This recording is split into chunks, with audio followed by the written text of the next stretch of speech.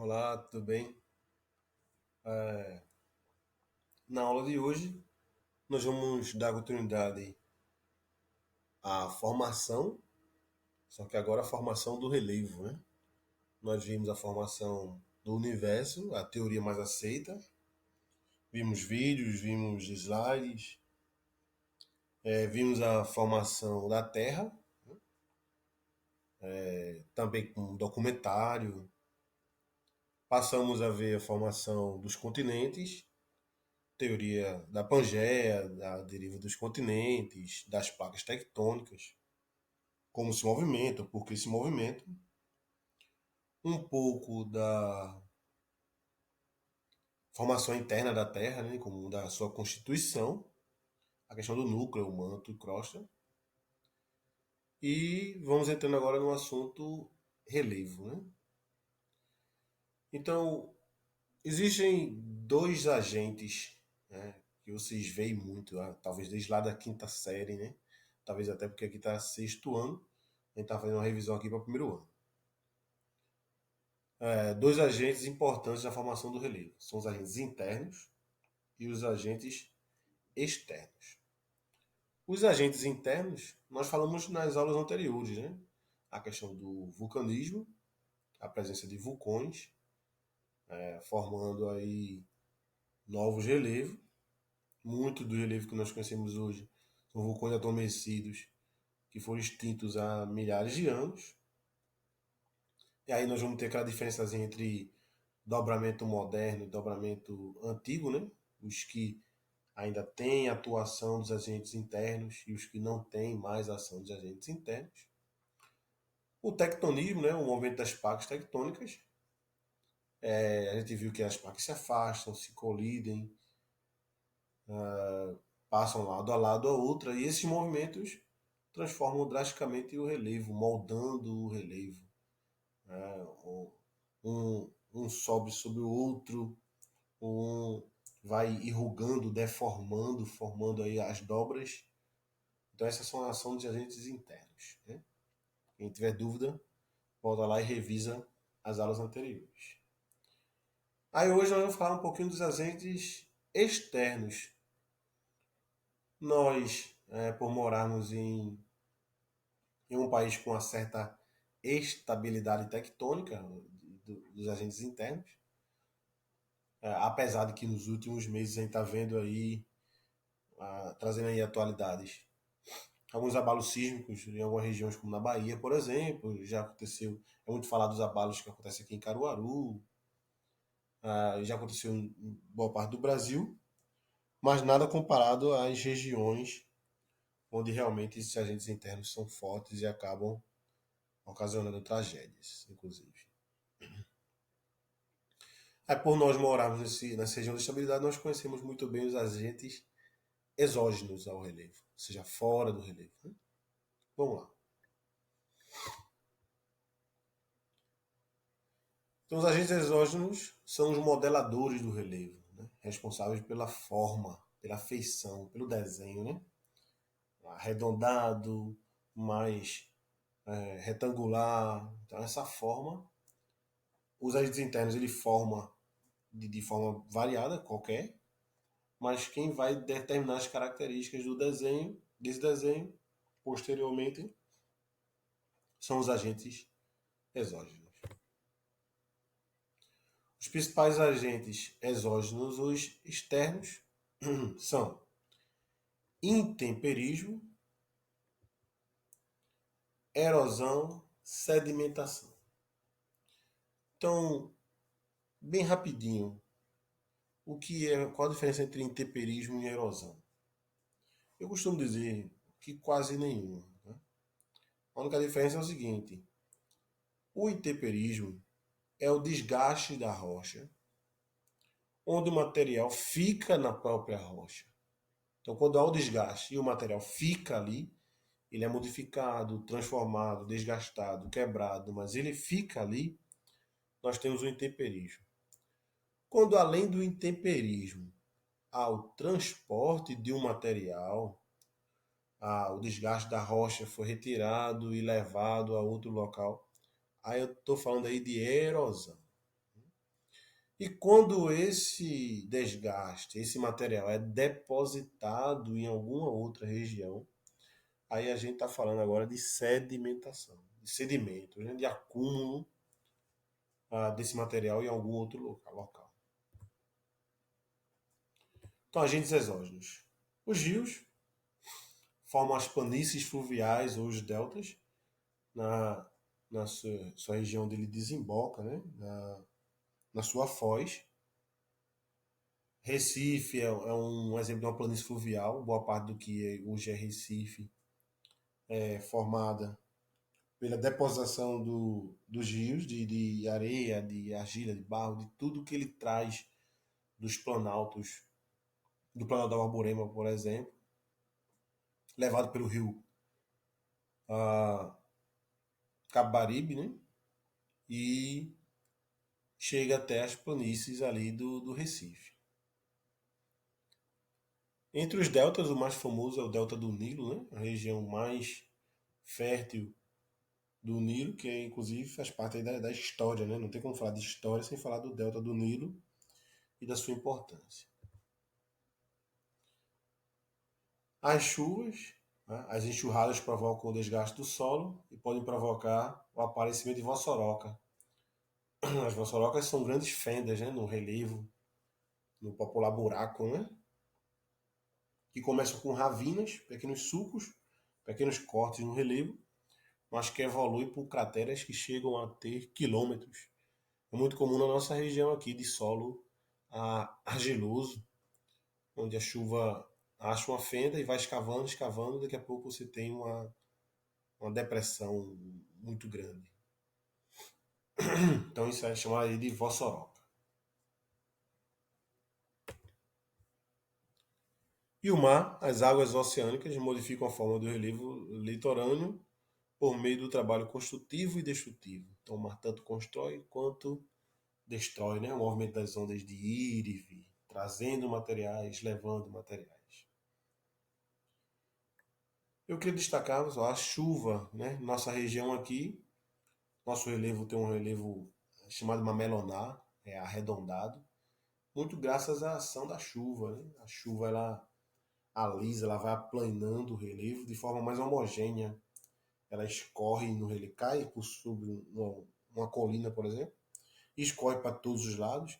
É como se ela fosse alisando aquele relevo, formando tendo esse formato aí arredondado que nós conhecemos. Boa parte do nosso relevo é arredondado. Boa parte das nossas planícies, exemplo da nossa cidade, por exemplo, se você acompanhar o rio, você tem uma planície, é a planície fluvial também do rio Tapacurá. Né?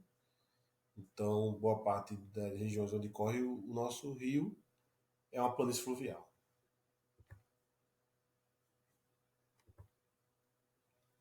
Então, o vento, ação destrutiva, a deflação, os ventos varrem a areia e a corrosão consiste em atirar partículas contra o relevo, causando-lhes um intenso lixamento. Né?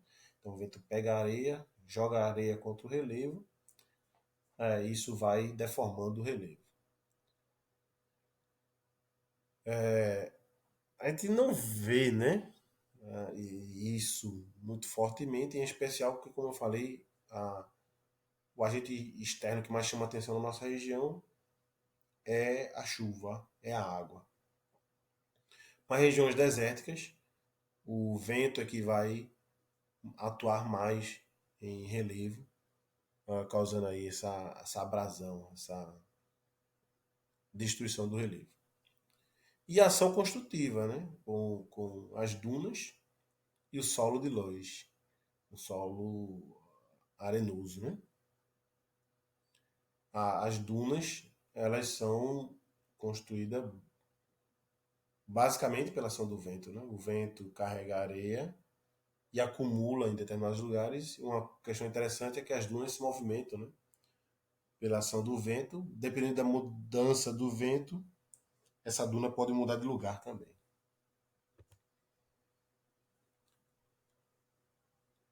As geleiras, a erosão glacial, formando um vale em U. Então, quando você vê uma imensa geleira, o peso do gelo e os movimentos que eles fazem entre o verão e o inverno de deslocamento, de degelo, isso faz com que o solo vá se aprofundando, formando um vale. Geralmente esse vale é em forma de U. Por que esse vale em U? Porque para diferenciar do vale em V, que é formado pela ação dos rios que nós falamos anteriormente, né? Os rios geralmente cortam o relevo de uma forma mais rápida e você tem as paredes do relevo mais retilíneas, né? Então e o fundo, a gente chama de talveg, o fundo do leito do rio, mais aprofundado. Então forma-se vales em forma de V. Enquanto as geleiras formam vales em forma de U. E também a acumulação, né? Então, se em algum lugar é retirado, em algum outro lugar há o acúmulo do que foi retirado nas regiões mais altas. Então, aí fotos da ação dos agentes exógenos, né? A ação do mar, cortando aí o relevo. A ação aqui, provavelmente, de um rio, né? Um rio seco, mas quem escavou essa região aí foi um rio. E como eu falei, ó, não é tão comum aqui, mas aqui é a ação do vento, né? Quem esculpiu, quem fez esse buraco aqui em cima, foi o vento. A ação das geleiras, né? Formando vale aqui em formato de U.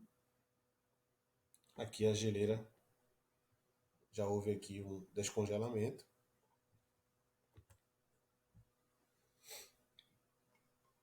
Atua através de erosão glacial. Como eu falei, erosão, a questão do desgaste, mas há também o transporte. Ocorre pela movimentação de blocos de gelo em função da gravidade. Provoca um desgaste profundo nas rochas, formação de vales em forma de U ou V, chamado fiordes. O V ocorre, como eu falei, na presença, muitas vezes, de rios, né? Quando o degelo aí forma os rios, acelerando esse processo de corrosão das rochas, aumentando aí a questão do vale. Os sedimentos são transportados pelo gelo que se depositam na base das montanhas, formam aí as Marianas.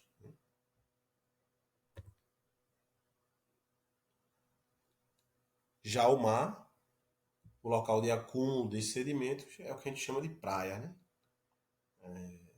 Praia nós conhecemos muito bem, estamos até saudosos da praia, né?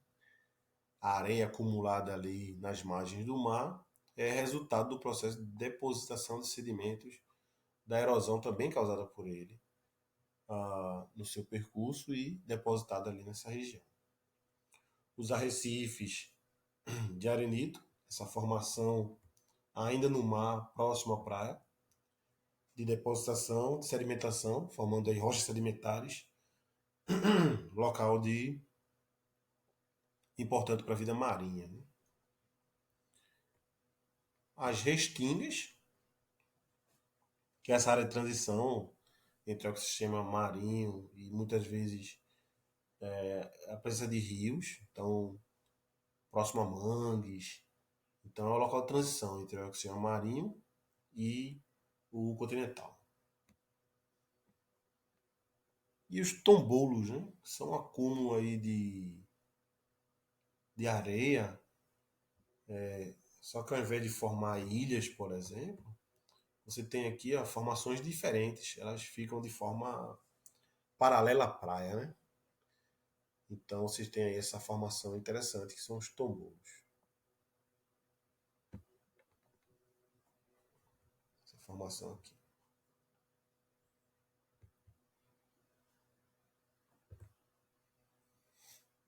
As falésias, a erosão causada pelo mar cortando aí o relevo continental. Aqui nós temos as falésias do Ceará, Paraíba, Rio Grande do Norte, que chamam bastante atenção devido ao seu colorido, né? O argila e areia e outros materiais formam desenhos bastante coloridos, bastante interessantes. O intemperismo é um conjunto de processos que provocam a alteração e a decomposição das rochas com o resultado da ação dos agentes externos. Consiste num processo físico, quando há uma quebra físico, há uma deteriorização, há uma quebra. Químico, quando há uma reação química entre os agentes presentes, por exemplo, entre a água e a rocha. E biológico, por exemplo, quando uma árvore e suas raízes vão quebrando o solo, quebrando uma rocha, até causar esse intemperismo, que atua sobre as rochas causando sua desintegração ou decomposição. Pode ser físico ou mecânico, atuação mecânica da água, do vento, da temperatura. A temperatura, vocês provavelmente já viram em física, né? Os materiais tendem a, quanto mais quente os materiais tendem a se dilatar, eles ficam maiores, no popular, e mais frio eles tendem a se compactar, ficar menores. E isso também ocorre com a rocha. E apesar da gente não ver, esse movimento de se dilatar e se compactar faz com que as rochas, a gente vê também nas casas, nas construções, etc., surgirem rachaduras. É muito comum esse processo ocorrer também devido ao processo de mudança da temperatura. Químico, quando sua constituição é alterada, como eu falei, a partir da troca química entre a água, por exemplo, e a rocha. Né? E biológico, ação de seres vivos, em especial plantas, e de animais também, quando defecam numa rocha, ou urinam, ou algo do tipo, também vão ocasionar um intemperismo biológico.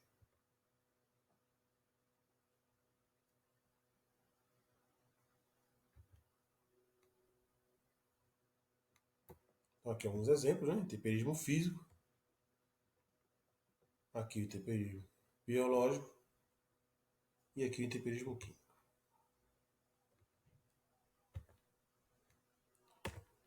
Já a erosão é um conjunto de processos de modelagem da paisagem, remoção e transporte de sedimentos. A deposição desse material em um novo local é denominada de sedimentação, como falamos anteriormente. Então, revisão. Ação dos agentes da dinâmica do relevo. Então, agentes internos, também chamados de agentes endógenos, pode ser dividido em dois: tectonismo e vulcanismo. Tectonismo é o movimento das placas tectônicas ou do relevo, né? Do solo, a partir da acomodação das rochas ou do próprio relevo. É pirogênese, é quando ocorre na região costeira, na planície costeira, na planícies interiores ou chapadas. Então, quando a gente fala, ocorreu um terremoto na Bahia, ocorreu um terremoto em Caruaru, em Pernambuco, provavelmente esse tremor de terra, não é correto chamar de terremoto, é um movimento epirogênico de acomodação do relevo, que pode acontecer no interior de placas. Já o movimento orogênico é o que dá origem ao relevo, é o que vai formar novos relevos. Por exemplo, uma montanha. Então, uma montanha formada por dobramento ou uma montanha maciça, né, ocorrida devido aí à questão do magma, do resfriamento do magma, formando aí um novo relevo. Então, o movimento orogênese significa a origem do relevo. Geralmente ocorre nas margens de placas tectônicas, onde se encontram placas tectônicas. E o vulcanismo, né? Movimentos intrusivos são internos, dentro, né? Intrusivos são internos. E as erupções, que são externos, né? Onde ocorre aqui os vulcões, o derrame basáltico, que são as erupções. Já os agentes externos foi o que nós falamos agora, nessa última aula. Né? Os rios, causando aí os vales, os terraços, os morros, os testemunhos. Testemunho é quando há uma erosão, você vê claramente o desgaste de boa parte de um relevo de uma região, e fica ali no meiozinho, fica ali num cantinho, um relevo em destaque. Né? São os testemunhos. O gelo formando os vales em U, os ventos modificando as rochas das regiões de montanhas e as marés formando aí as falésias. A acumulação, as planícies aluviais, a formação dos lagos, as dunas e as praias. Então, relevo.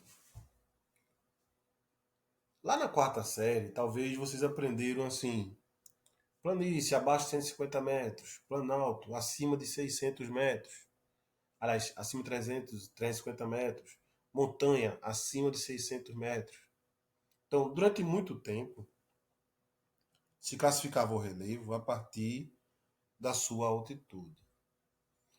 Hoje há um consenso de que, para se classificar o relevo, leve-se em consideração muito mais as características de sua formação, principalmente a ação dos agentes internos e externos, do que literalmente de sua altitude. Então, por exemplo, montanha. No Brasil, devido a essas mudanças de como entender a formação do relevo e classificar, não existem montanhas. Por que não?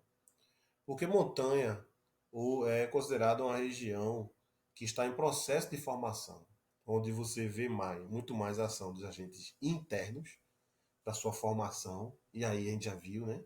Tectonismo, a orogênese, a, o movimento das placas tectônicas, aí você vai ter terremoto, vulcões. Nós não temos essa característica no nosso país. Então, portanto, se nós não temos um relevo resultado atualmente dessas características, nós não temos montanha. Então, Planalto. O Planalto é uma região plana e alta, como o nome já diz, que você tem clara a características deixadas pela ação dos agentes internos, mas que hoje ela sofre muito mais com a ação dos agentes externos, né? Ela é muito mais desgastada do que foi construída. Então seria aí o Planalto. E as planícies são os locais de extremo desgaste e acúmulo de sedimentos. Né? Então predomina muito mais a questão do desgaste e quase nada de ação ou nada de ação interna, como nós conhecemos, como por exemplo o movimento de placas, etc.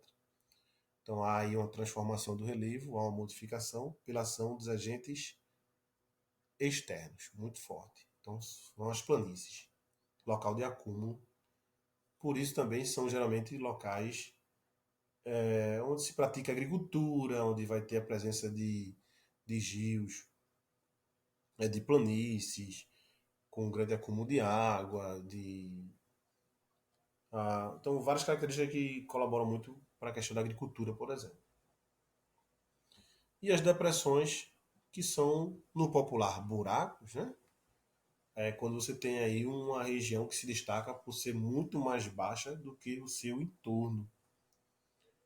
E que não tem aquelas características que nós falamos, por exemplo, de uma planície.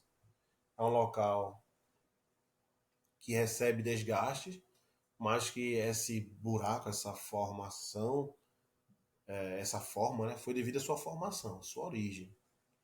Então você tem aí uma depressão, que pode ser relativa, quando acima do nível do mar, ou absoluta, quando abaixo do nível do mar.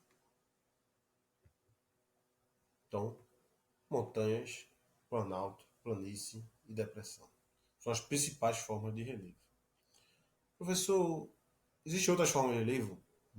Centenas, tá?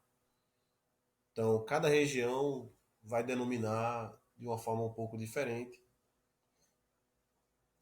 as pequenas formas de relevo.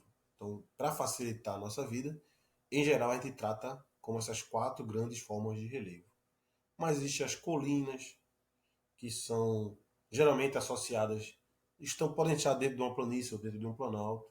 São regiões com uma certa altitude, de relevo suave, de subida suave.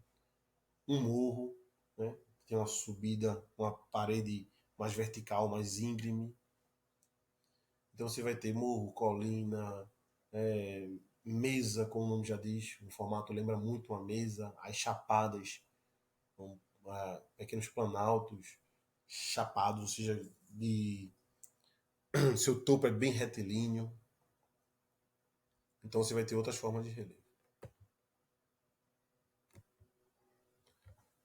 Então, meio que uma revisão, né? Então, montanhas são aquelas regiões que ainda hoje sofrem os processos internos e superam os externos, ou seja, o soerguimento é mais forte do que a erosão, ela está sendo construída ainda. É comum, no entanto, considerar montanhas aquelas áreas que, mesmo antigas, apresentam altitudes superiores a 300 metros. Então, isso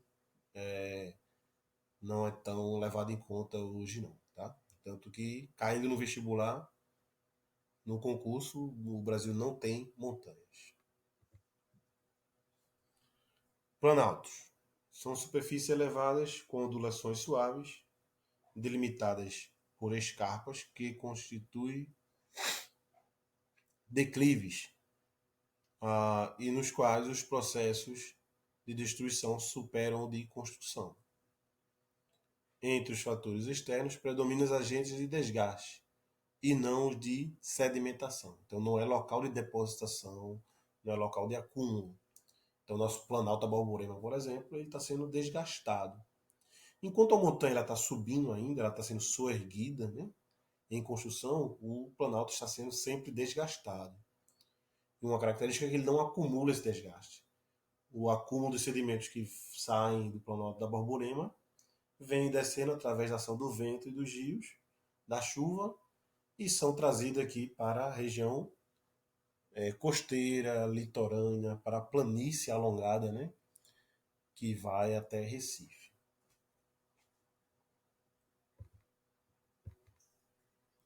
Então, as planícies são superfícies aplanadas, em que os processos de deposição superam de desgaste, né? Local de acúmulo. As depressões, a altitude da superfície é mais baixa que as formas de relevo que a circundam. Pode ser classificada em depressão absoluta, quando abaixo do nível do mar, depressão relativa, quando acima do nível do mar. Porém, rebaixadas em relação às áreas circunvizinhas.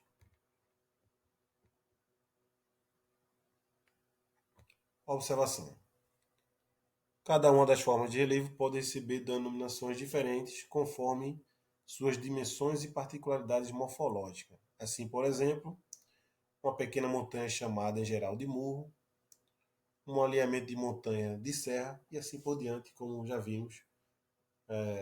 Quando se trata de relevo, nós temos quatro grandes formas de relevo, mas podendo, devido às suas características de cada região, terem outros nomes, né, para classificar outras formas de relevo.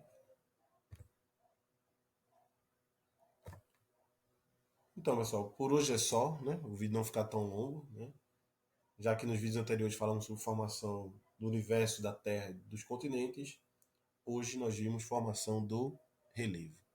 Provavelmente na próxima aula, formação das rochas. Né? Até mais. Qualquer coisa, qualquer dúvida, fale comigo. Espero breve estarmos juntos. Tchau, tchau.